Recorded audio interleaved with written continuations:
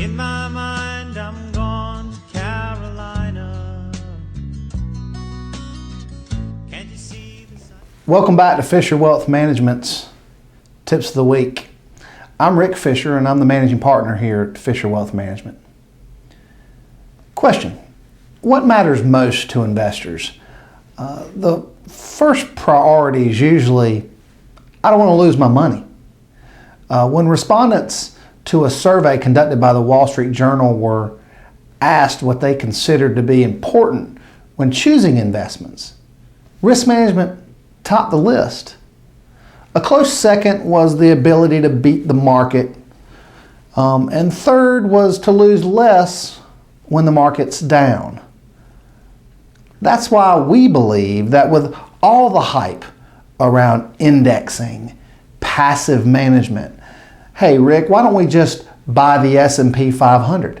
It's cheap, it's hard to beat the performance. With all that being said, we believe there is a case for active management.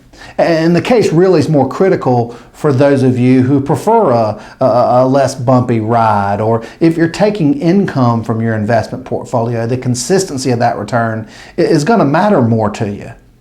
Not selling risk assets when they're down in value is arguably the most critical ingredient to reaping the benefits that we typically get to enjoy with the risk assets over time. So if having a portfolio that goes down less, and if it helps you resist the urge that all of us have to sell at the bottom, well, that has value. And on the backside of this raging bull market that we've enjoyed for the last 6 years, that's usually when we hear calls for just buy the index the loudest.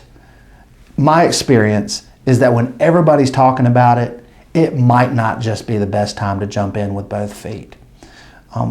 Whether it is the dot-com stocks in the late 90s, real estate stocks in the 2000s, buying gold 5 years ago, guys, you got to be careful following the herd. We believe there's a strong case to be made for active management, especially in this section of the market that we're in today. If it's a stock picker's market going forward, all companies are not going to rise together. That is a great time to have really good active portfolio management. So if you're one of these that just has been doing some indexing, or you're considering moving from active management to indexing or vice versa, or if you're just not having these types of conversations with your advisor of choice, we welcome you to call or email us at Fisher Wealth Management. So thanks again for listening, and stay tuned for more Fisher Wealth Management Tips of the Week.